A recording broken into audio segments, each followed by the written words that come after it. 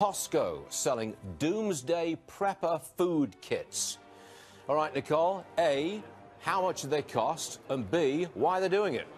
Well, they cost between $1,000 and $6,000 for your doomsday food kit for 4 people. If you're on a 1,200 calorie a day, you get the 1,000. If your family eats about 2,000 calories, we better fork it over for the $6,000 kit. They send it to you in very discreet packaging so your neighbors don't know that you're worried about the apocalypse. But I'll tell you, as a parent, people may want to get this and store it. It has fruits, vegetables, proteins, grains, dairy, and has a shelf life of up to 30 years. This truck carrying corn flour and pasta never made it to the grocery store. Looting in Venezuela is on the rise. Each day at dusk, the unemployed converge on this sidewalk trash heap in downtown Caracas, picking through rotten fruit and vegetables tossed out by nearby shops. But it's not just the jobless that search through garbage for food. They're joined by many who still consider themselves part of Venezuela's middle class, even though their living standards have long declined, pulverized by triple-digit inflation, food shortages, and a collapsing currency. The simple message is the economy is doing well. We have confidence in the robustness of the economy and its resilience to shocks. It's performed well over the last several years. We've created, since the trough in employment after the financial crisis, around 16 million jobs.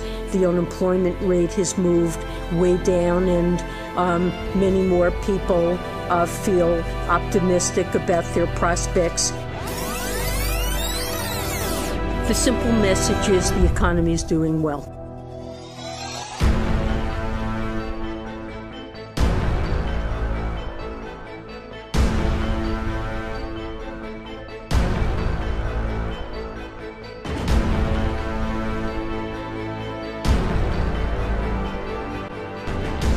Surviving the coming economic collapse.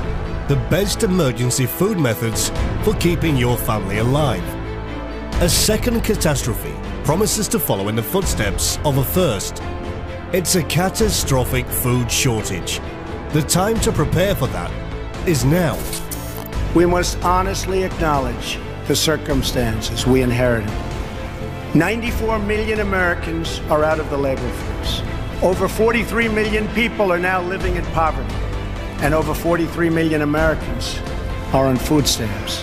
We're going to have a heart attack in credit. Without credit, nothing gets done. Farmers can't plant, farmers can't harvest, they can't ship it to the silo can't ship it, the grain can't be manufactured into bread, and then once it's bread, it can't get shipped to the final destination, because every one of those operations involves credit. So when credit stops, you're going to see basically a seizure of all goods making it to markets. So there won't be goods available. And how big a crash could we be looking at? It'll be the worst in your lifetime. And the worst scenario for that would be things like Zimbabwe and Venezuela. Lessons by expert preppers on storing up emergency food on a budget.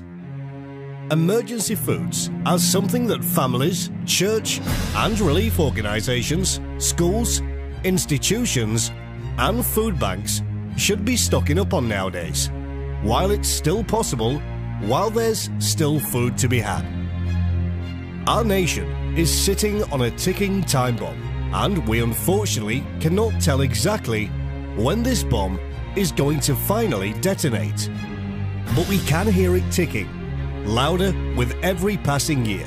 Yet, no matter how frantically government and the military work to defuse the bomb, defusing this bomb continues to elude them. Of course, I'm using an analogy to describe some serious crap hitting the fan. When it does, we are looking at a famine on a level that this world has never seen before.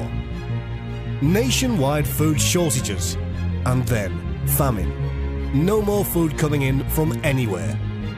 What if the day comes where stores never reopen? at the point where your survival food stores become exhausted. After several weeks following a collapse, you're either going to have to turn to begging for food or a very difficult and frustrating life trying to hunt, fish, trap or forage in the adjacent forests, called living off the land. But truly, only the adept, the knowledgeable and the experienced are going to be able to live off the land. And the ones who do won't be found in any nearby woods or hills, because there won't be anything to hunt or forage for in the nearby woods or hills following a major disaster. Wildlife is very sensitive to the presence of people, so a large number of people fleeing into wilderness regions is going to send much of the wildlife fleeing for remote regions. It's these remote regions that the hunting can be good, but only the most adept are likely to make it that far, where there are no roads, where there may be rugged mountains and canyons and rivers to cross. There may be dangerous weather conditions to deal with depending on the season. If you can make it to a remote region, I'm talking really remote, it will be possible to live off the land, but it won't be easy. Are you just fine right where you're at? In a worst-case scenario, we may see martial law, a government collapse, a civil war of sorts.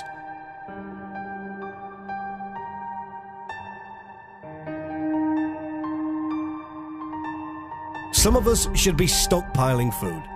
Some communities, some neighborhoods, some small towns and cities will likely make it through the first few months following a collapse relatively fine. Others won't do so well and will be very dangerous places to live. You'll need some friends, you'll need some firepower. Hopefully God is on your side with all that firepower and He's going to use you in some way to make a difference for good. At one time, we were a nation under God. Success after success, innovation after innovation, dreams and bigger dreams. America had God's favor and was the gem of the world. People from around the world dreamed of moving here, and many did. But today, America no longer has God's favor. We have become God's enemy. Not all, but a lot of us. How long will your emergency food last? If disaster struck today, how long would your stockpile last? Careful, it's a trick question. I'm not asking how long you would be able to live off your stockpile. I'm asking about the actual shelf life of the foods in your basement or pantry. Though you may have beans and cereal to eat, in theory can last 10 years or more, the way you store them can substantially decrease or increase that amount. In other words, you may have quite a bit of food in your pantry right now that has less than a year until it expires. And that's a tough position to be in if a serious, earth-shaking disaster struck today. The scoop on emergency food storage, extending the shelf life of several foods. Food storage done right, so you can double, triple, or even quadruple the shelf life of your foods. Let's talk about that for a moment. It all starts with the 5 food storage enemies: oxygen, moisture, temperature, light, and pests. The 6th one is time, but there's nothing we can do about that except rotating our stash. Now, if you're looking to get 10, 20, or even 30 years of shelf life off your foods, you need to tackle all of these enemies, no exception. Extending the shelf life of grains, beans, and rice. These are some of the foods with a long shelf life. Preppers like to stockpile that are also cheap. However, not all varieties are worthy to be in your stockpile. For example, Cheerios and other breakfast cereals you typically buy at the supermarket have a shelf life of 6 to 8 months. Processed cereals have many refined and hydrogenated oils in them. Oils goes rancid, so even if you were to use the preservation techniques we're going to talk about in a minute, it still wouldn't be worth it.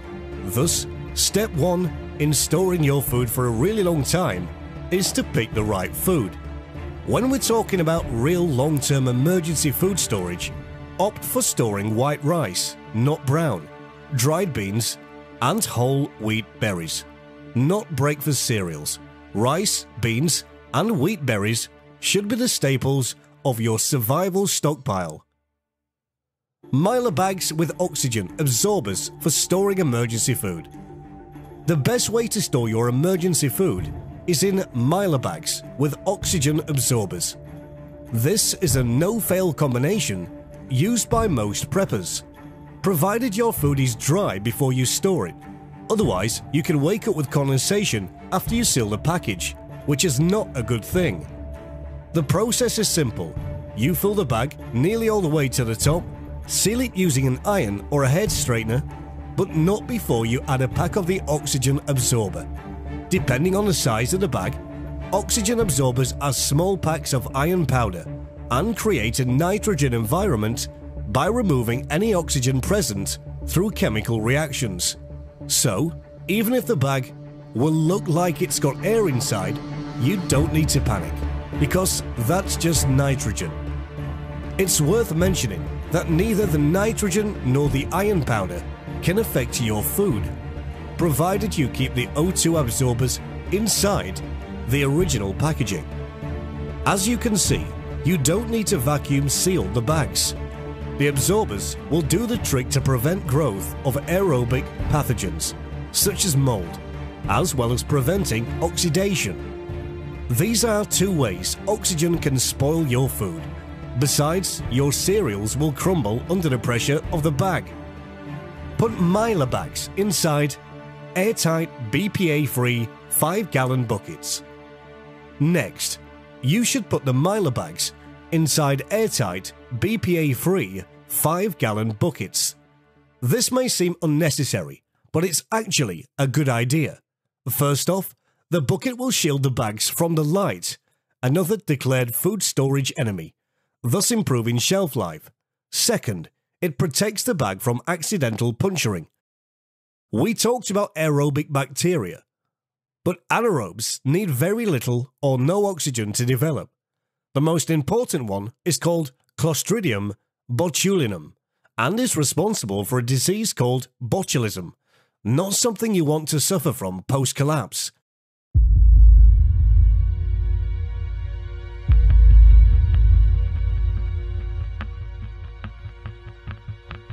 Clostridium botulinum produces one of the most powerful neurotoxins that paralyze their host neuromuscular junctions. The spores are heat and acid resistant, so they are able to lie dormant for a long period of time. Once in the body, the bacteria releases the neurotoxin botulinum, which remains activated even in gastric acid and proteolytic enzymes. The toxin is absorbed by the upper intestinal tract, enters the blood circulation, and finally finds its way to the peripheral nervous system. The neurotoxin botulinum prevents synaptic vesicles from secreting acetylcholine at the neuromuscular junction.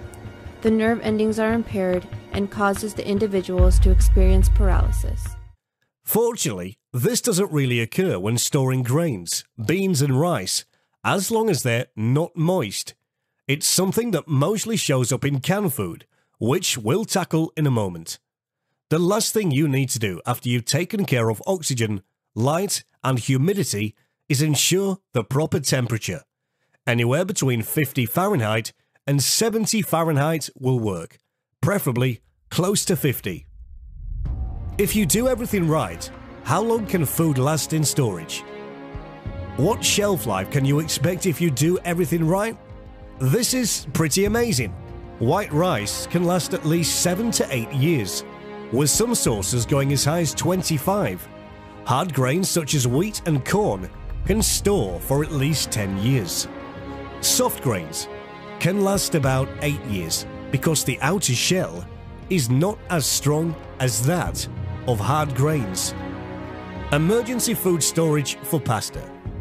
Storing pasta for the long term is just as easy as storing beans or grain.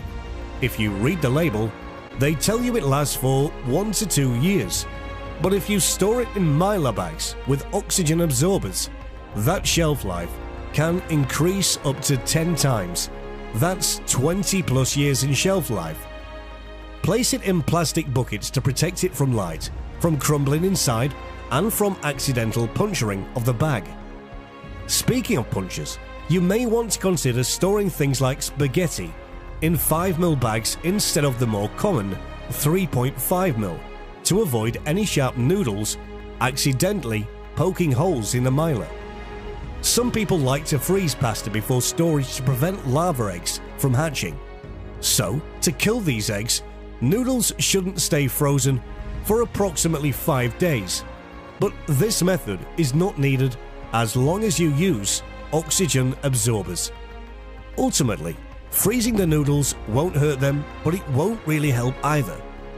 If you decide to do it, you need to allow the frozen noodles to reach room temperature before you seal these noodles in mylars. Otherwise, condensation will form and allow the growth of mold. Canned food can last several years past its expiration date.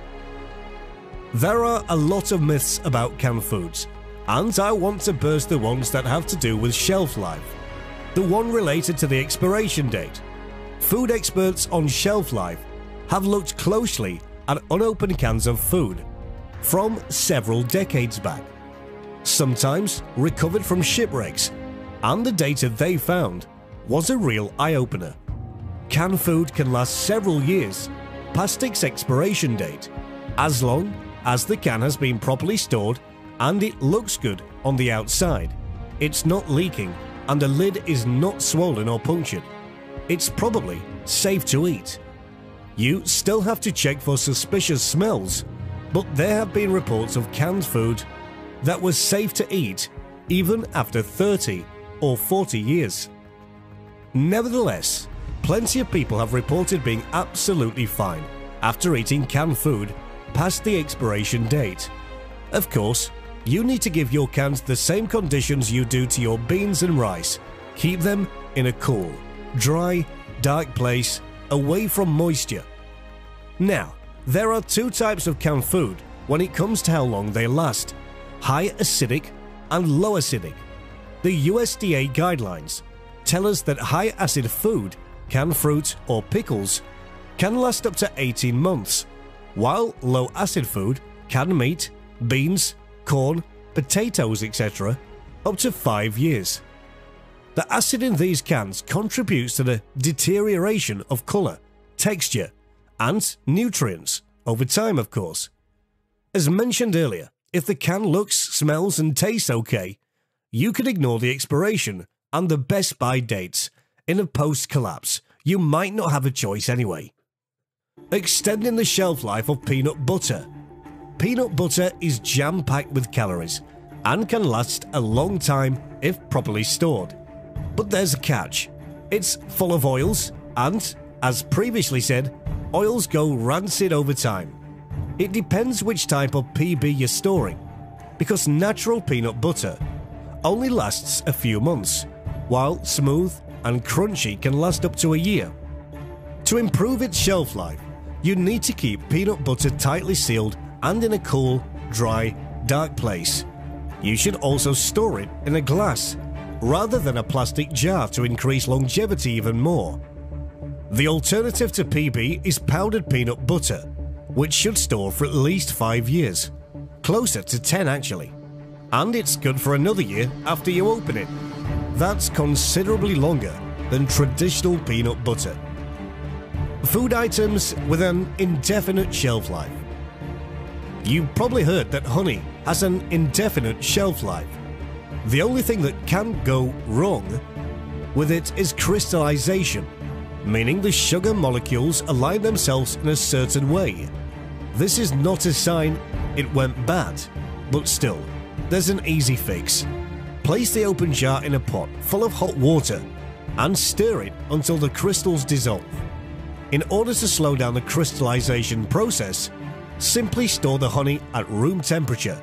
Since most of your foods need to be in cool places, you can keep honey in your kitchen or pantry, where you probably have more space. The other items with an indefinite shelf life are salt, sugar, and molasses. But the one thing you should do is keep them away from moisture.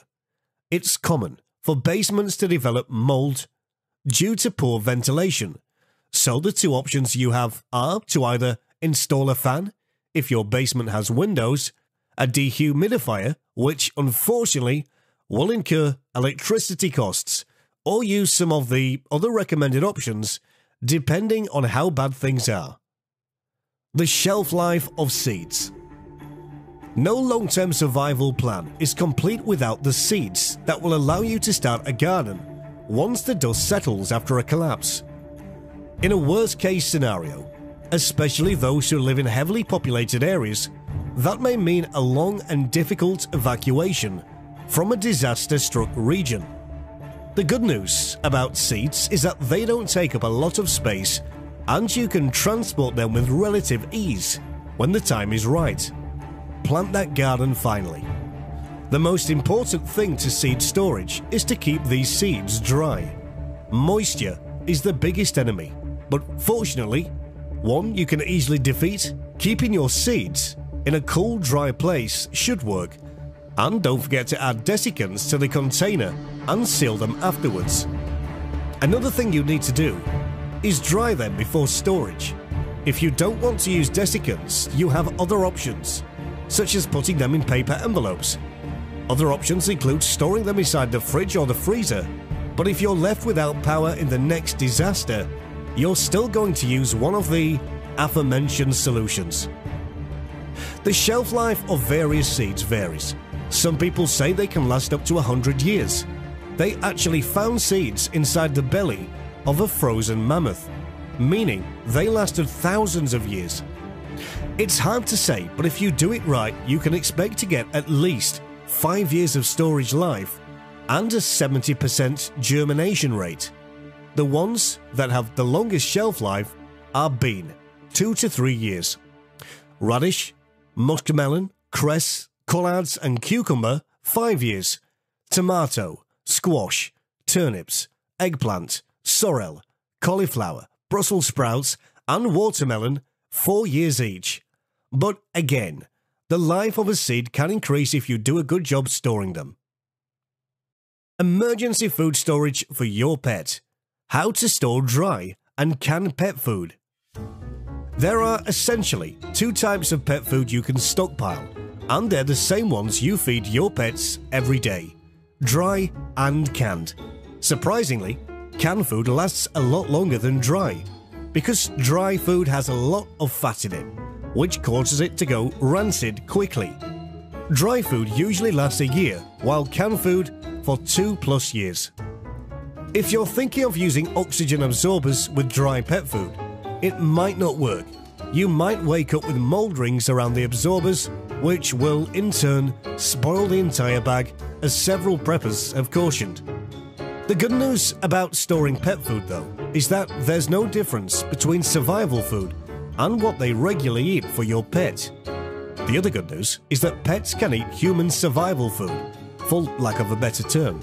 For example, dogs can eat white rice, which we already know can last a lot longer if properly stored, being one of the most popular survival foods.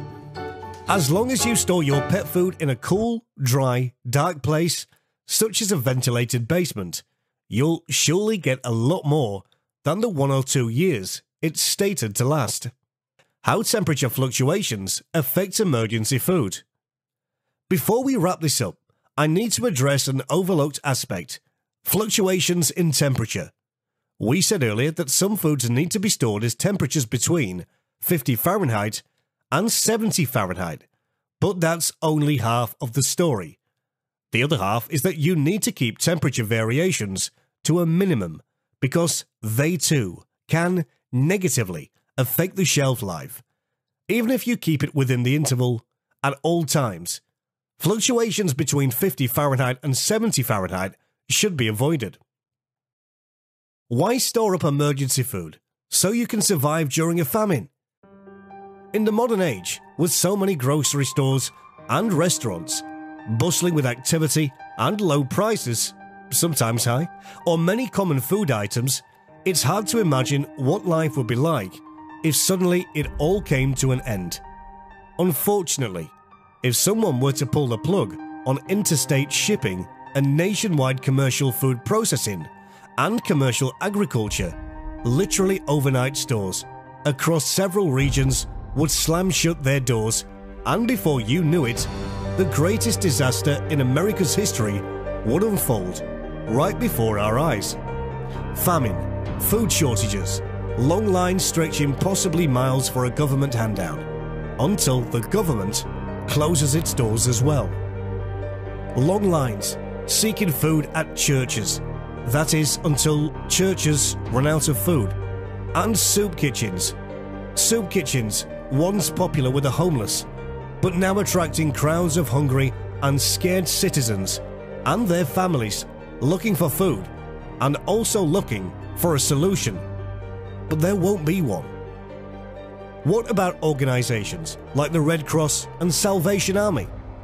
In some communities, in the first few hours and days, they may also be a source of food, but expect incredibly long lines.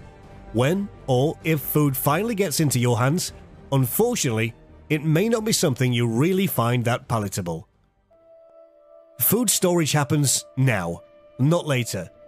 It's a sad, unfortunate fact that there will be a day where tens of millions of people realize that so many signs about a coming catastrophe were all around them. But they were just too glued to their daily routines and complacency and stubbornness about life to notice. And it's not just the banksters at the top of the food chain, preying on the consumers, or the super elites at the head of our corporations. No, it's the rest of us also. The people that make up modern day nations caught up in what the Bible describes as carnal, worldly lives, with a complete disregard for God and his warnings about that coming wrath on the world to deal with its many evils and atrocities. Atrocities are committed somewhere on our planet on a daily basis.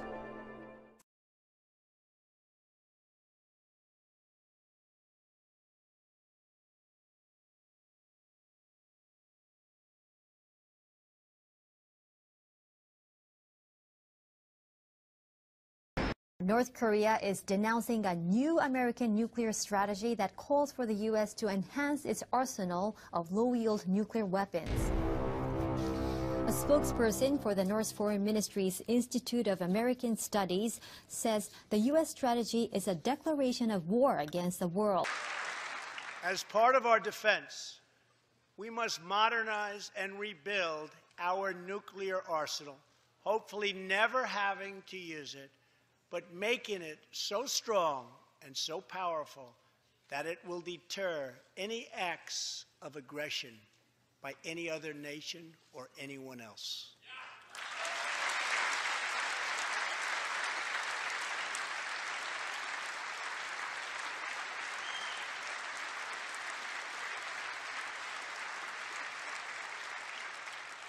Perhaps someday in the future there will be a magical moment when the countries of the world will get together to eliminate their nuclear weapons. Unfortunately, we are not there yet.